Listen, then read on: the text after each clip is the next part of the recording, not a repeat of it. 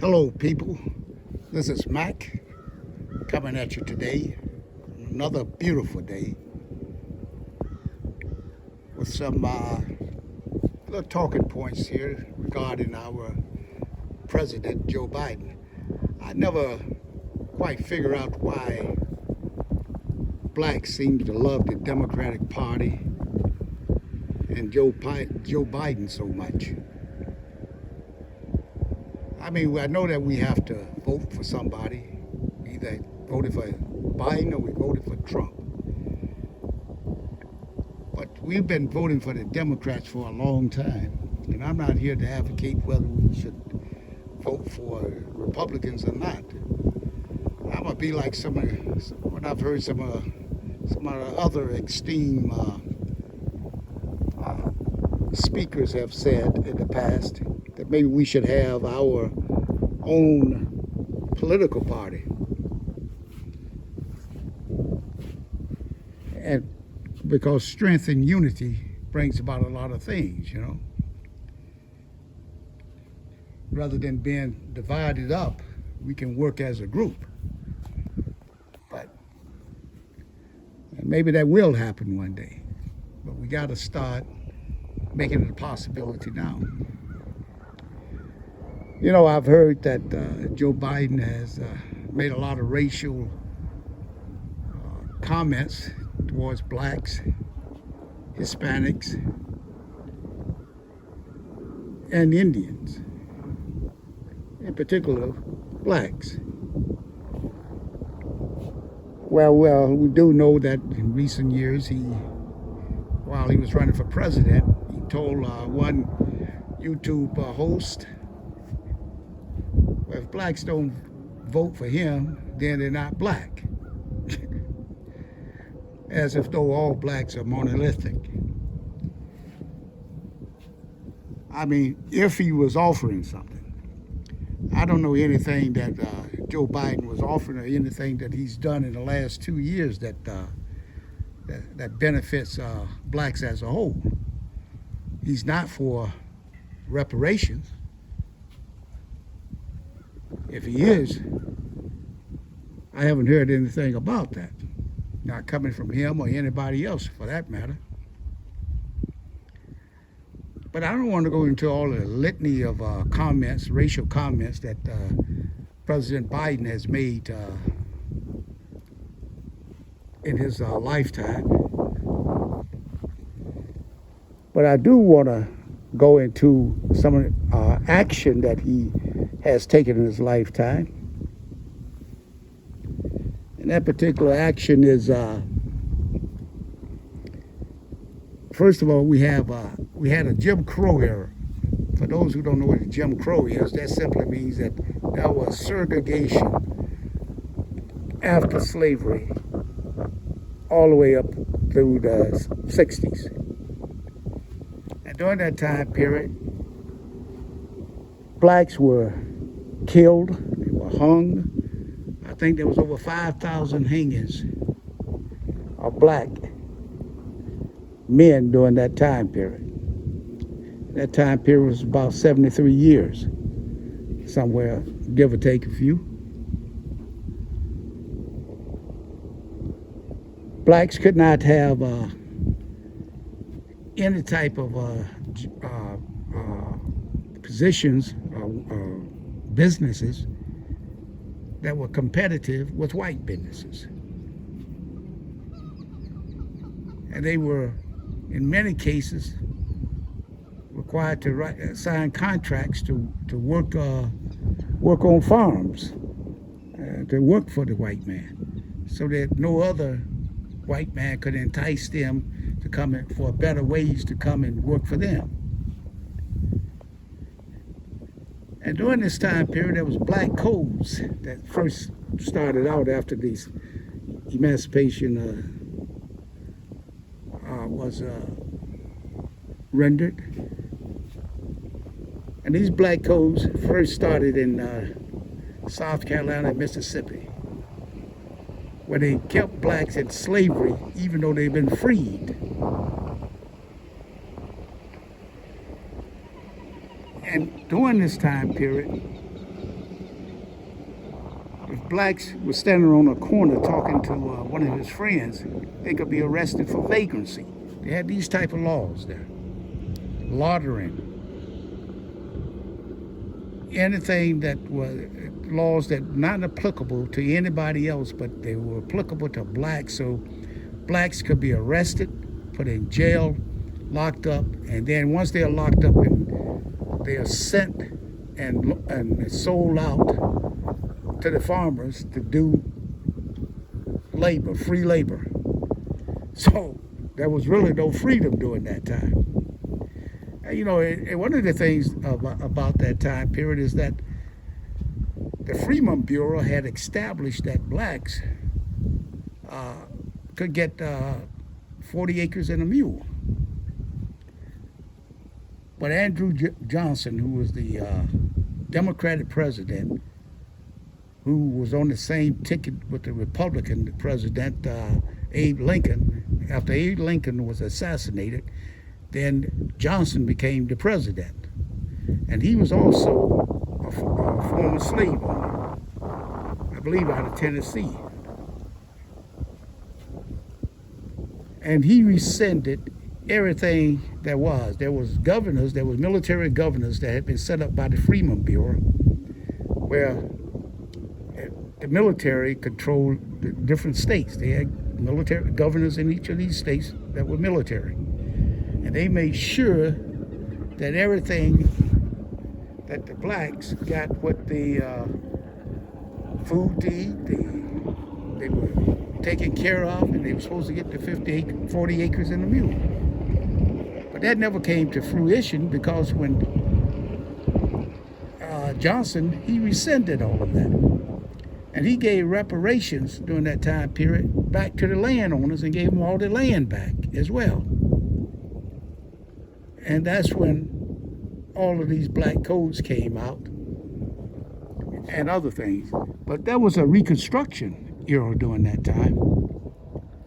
From the after the Civil War, 1867, about 10 years, to 1877, where you had blacks elected to senator, black congressmen, governors. But that was short-lived. After the whites took over the governorships and took over the government and politics back in the South, they said no blacks are going to be equal to the whites. This is white man's country. Same stuff they're talking today, of course. In some people are. So what they did, they just simply regulated the blacks back. They created the Ku Klux Klans. That was the first original terrorist group in America, besides the government itself being terrorist with the Indians through using the military for that purpose. But I mean, the Ku Klux Klans would burn down homes, they'd do anything. But, you know, blacks continue to strive. And I tell you, I mean, we are resilient people, folks. Let me tell you that. Because no matter how far down they put us on the ladder, how far they put us on the pecking order, we continue to persevere. We created towns throughout the South and the Midwest that were black towns, vibrant with businesses. You've heard, many people have heard of the Wall Street in Tulsa, Oklahoma,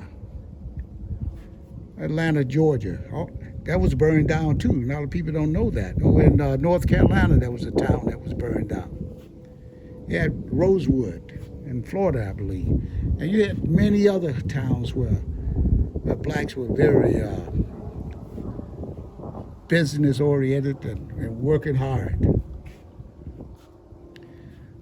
But so many of us were still not getting the equal education, equal jobs, equal pay if we did get a job. I mean, it was some really bad times. It's just like it's some bad times now for many of our people right now. But just look at that period right there, 77 years. You had at least 5,000 black men were hung. And now you come back and you fast forward. They started after we get the civil rights and everything, and blacks thinking that we were about to move on up, as the like the Jefferson song "Moving On Up" to the east side. Well, many of us thought this was beginning to happen. Next thing you know, in the 70s, Nixon and his crew, they started putting heroin in the black community. And then he started the war on drugs at that particular time. It was a time to be reckoned with. So I don't know whether Joe Biden was around during that time or not. I know he was about 26 years old when he became a congressman. So he probably was in that era doing something at that time, like probably was a congressman and probably voted for that. And that war on drugs always had to do with coming after the black neighborhoods. And also during that period, they started putting up highways, byways, interstates. And all these interstates that came into the cities came right through the black neighborhood, destroyed the economy of those neighborhoods. That's a true story. They did it at the Black Bottom there in Detroit, I understand. And you could hear about it from other cities as well. Now, after that, in 1986,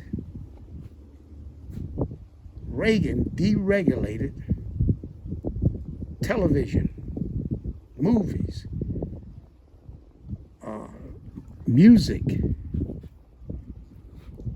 He deregulated radio. He deregulated where you could use curse words or whatever. And it just, snowballed after that as to what all of the demonic things that you see happening today. That was when it really started to proliferate. In 1986, Reagan had another war on drugs. Again, this time they had dumped crack cocaine in the early to mid 80s. They dumped crack cocaine into the black neighborhoods. And that stuff is one of the most addictive substance out there. Believe me when I tell you, I knew many that was on it, and I helped many to get off of it. And that was the hardest thing. It wasn't like you smoking a cigarette, you want to quit smoking, This thing had people, and they would do anything for a crack, a rock. But at the same time, if you got caught with these rocks, and a person of another persuasion, a white person, got caught with the white powder, and they could have more grams than you, 5 times, 10 times as much. You have 2 or 3 rocks, and you would get more time in jail than anybody else. Again, like I said, Joe Biden, he supported this here war on drugs.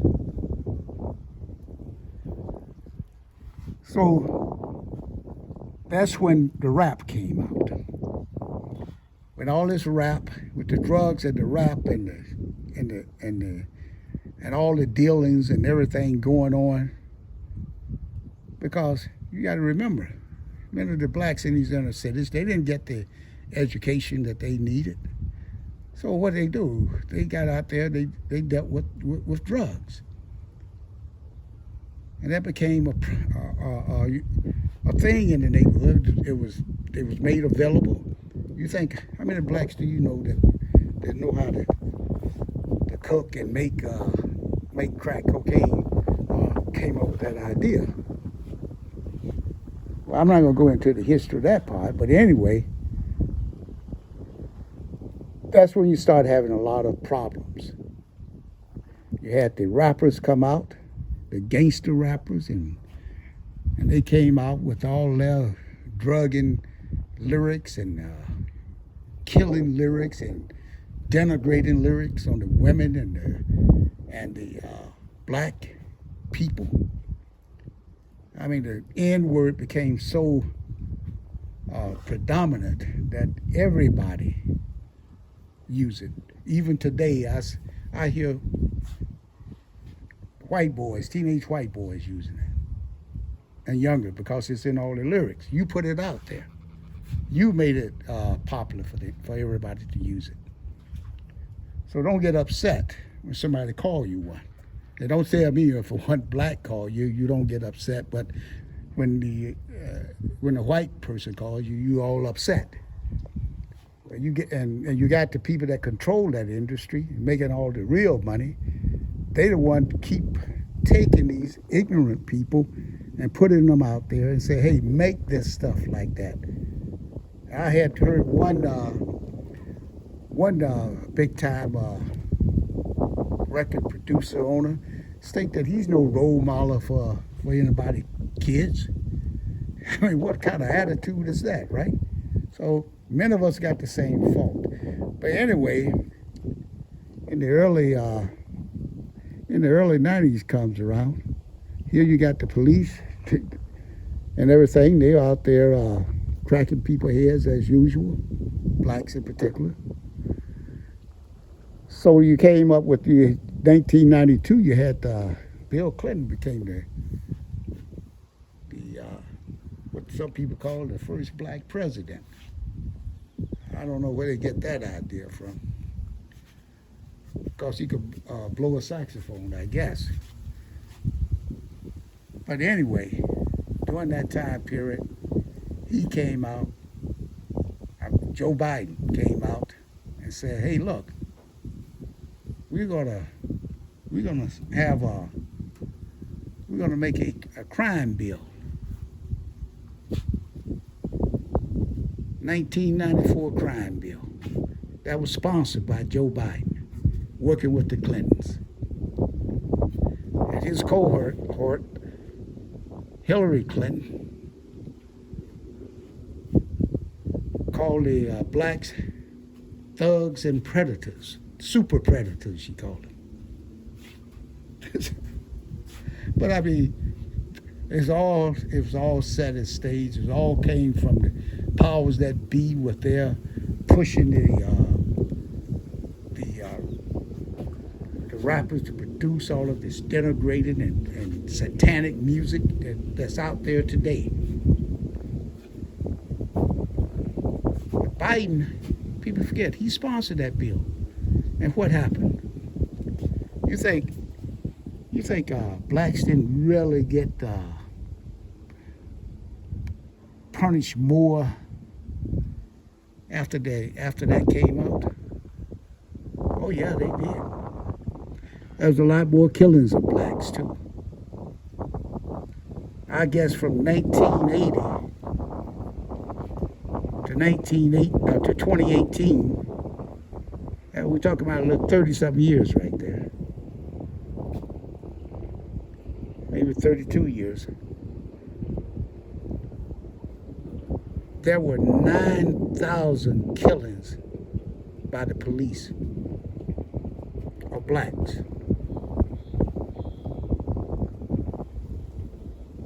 That's during and that's why I call it the that period from 1970 to actually, you can go from 1980 to the present. That's the Jim Crow, the new Jim Crow that they created. And Joe Biden was the architect of that with his bill. And the Clintons pushed it. sometimes, hey, people, sometimes we got to think. I mean, why are we, you got to remember, like I said, Abe Lincoln, that guy was a Republican, and his vice president was a Democrat. He has stopped everything. If Lincoln hadn't been killed, maybe we would have gotten the 40 acres in the mule. You got some people saying, oh, that was never written. That was never a fact that blacks was going to get 40 acres in the mule. But during that time period back then, in the first, during the first Jim Crow era, they had all the white Europeans coming over to this country. They was getting, through Ellis Island, they were getting 160 acres if they homestead land out west, and maybe even more. Blacks couldn't get in on that. They wouldn't let blacks have that. And then that's where you get back, you start talking about reparations. And then all the other ones that got land and stuff, all the other ones that created wealth from getting that land. You start somewhere, land was the initial wealth getter. I'm not talking about when the slaves really created the economy in this country with the King Cotton and everything. That was the real builder of wealth in this country, because he sent that cotton up to England, they sent it to New York and places like that where they had the garment factories and the weavers up there, and where they made clothing and different things with that cotton. Military uniforms, whatever. So you can't. So when you go back and you look at what happened back during those times there, blacks just got messed up all the way around from an economic standpoint of view. They just got completely screwed. But no, and then the whites who came to this here country, they said, well, we weren't back there then. My father didn't come over here, wasn't here doing slavery. Well, maybe not. But when he got here, he came in, became boilermakers, machinists, tool and die makers. He became all these things that blacks could not be. The only thing a black could do is go in there and do the menial labor, sweep the floors or whatever. They couldn't get into no skilled trades. So I'm just telling you, this is it's outrageous. When I look at blacks today, and they all supported one party or the other, neither one of them, neither party are doing anything to help us. You put what you call a so-called black man in there as president, and then you have blacks going around and say, well, they only going to let him do so much. Well, what the hell he's in there for? If he can't do anything, he did it for other ethnic groups. And now he's one of the biggest staunch people out there who are saying that blacks should not have reparations because people weren't back there during these days. But I just pointed out to you, they didn't have to be back there. They are still benefiting from it. And I tell you, it's easy for them to put blacks up into as a token position.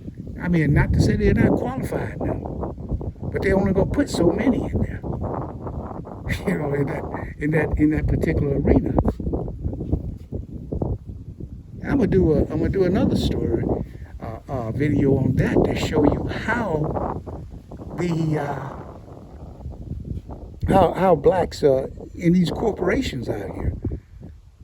There's very few blacks in no corporation. We used to do things when I was growing up.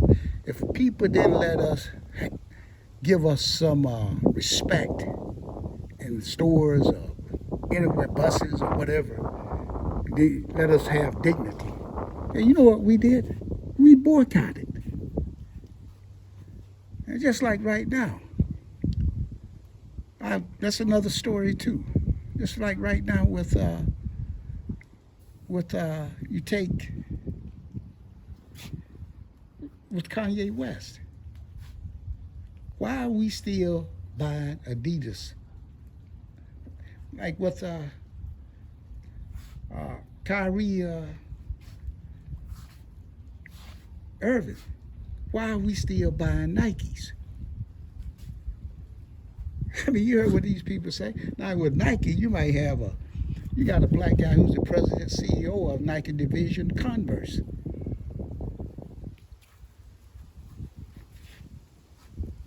And that's good. But when they take away freedom of speech and they try to subjugate a black man, we don't care who they got in there and what position.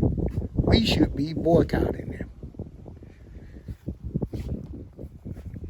So we look at what's happening today and what that new Jim Crow has done to our blacks. We got over 2 million people in jail, which is 25% of the incarcerated people around the world, and we only got like what 340 million people in this country.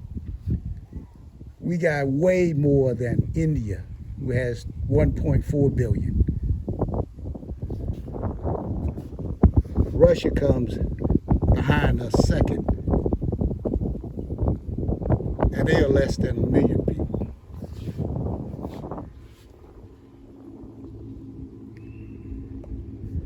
So I'm just saying, people,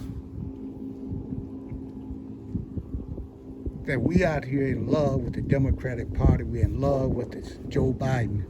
And look at what that new Jim Crow has done. They created more prisons than anywhere. We got 70 to 80% of the households are without fathers. Why is that? Because they're out there pushing the black woman and teaching them how to hate, dislike the black man.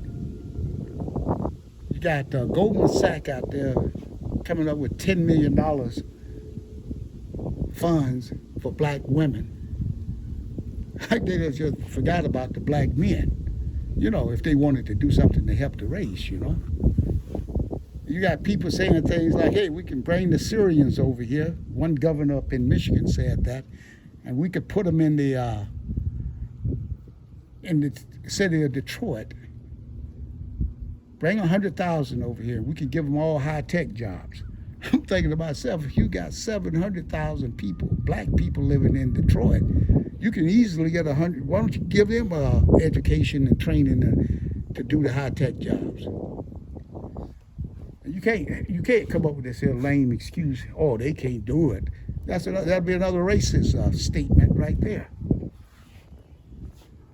And I wonder where all these elected officials that we have, what are they doing? Why aren't they out there talking about these things? Why all these prisons? You got to get rid of these here privatized prisons. There's about 200 of them. And the two biggest companies, you can look them up. They make $3 billion a year. And half of that comes from the federal government. And the other half from the states and programs within the states. If a person wanted to get out on with a tether, they even rent over. That person have to be able to pay up to $750 for that tether, rent for that tether. And if he doesn't have the money, what happens? He goes to jail. And they got a stipulation, these private jails, prisons like that, they say that, hey, we gotta keep it up 90% occupied.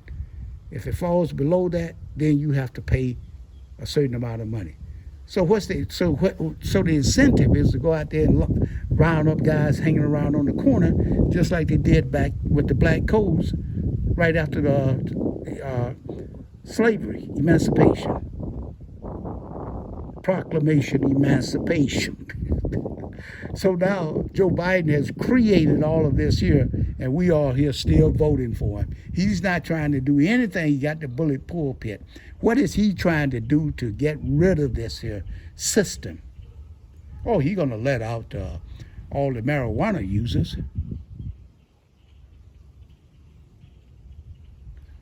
But that's not. But they're going to still. The states will still be incentivized to go and lock up more people because they're going to have to pay those prisons. And they came out with billions of dollars to build more prisons during that time period, to lock up more people. They gave all kinds of equipment and stuff to law enforcement. But I ain't going to say I put all the onus on Joe Biden. 2/3 of the Congressional Black Caucus voted for this crime bill. There was Rangel out of New York, John Conyers out of Michigan, Maxine Waters out of California, and one other person that did not vote for this crime bill, but 2/3 of them voted for it.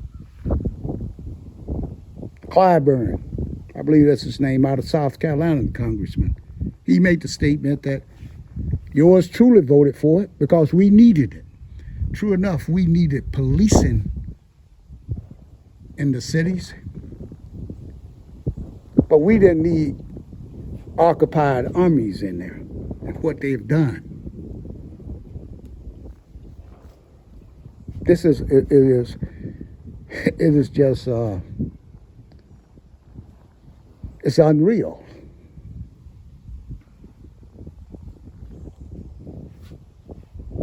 It was no different than in Detroit back in the 70s. Same thing. They see blacks hanging on the corner. They had these squads. They were sent through there, lock them up, harass them. Oh, they were doing that. Same thing they were doing after slavery. So here we still in new Jim Crow. We still in slavery. Look at what happened with Ye and his situation. He can't say what he wants to say, and they take everything away from him. And I said that a long time ago. They use these people because that's what they want them to do, but they got a fail-safe system that anytime they get out of hand, they can take it right back from them. And they're going to get it back one way or the other. Look how they did Michael Jackson. Look what they did to Red Fox. Look what they did to Prince. If you're telling me this is not slavery, what is it? Do you hear these type of things happening with white entertainers, white ball players? A man can't speak his mind about what he believes in.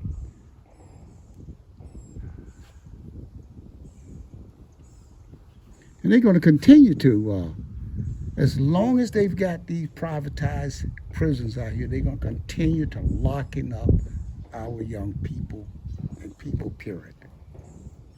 They gave all kinds of weapons to these law enforcement people. They gave billions and billions of dollars in that crime bill to the police station. None of them they used it for law enforcement, mainly for the prosecutors and for the police.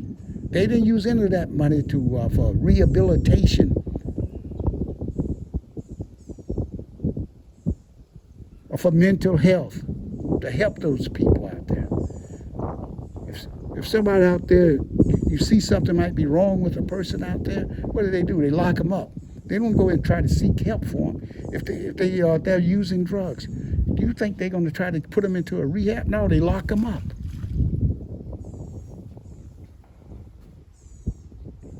And and they got to pay for these prisons. And this is how they do it. Like they tell me that in New York, there they spend an average of $65,000 a year for each prisoner. $65,000. Can you imagine? They could spend less than half that to educate and go into the neighborhoods of blacks and poor whites and Hispanics and educate people. But I'm talking mainly about blacks because we're the one that suffered 400 or 500 years of denigration, and we need our reparations. And Joe Biden, if you want to stop this here new Jim Crow that you created, then do something about reparations for black people. Don't forget to subscribe, to like, and we'll talk to you soon.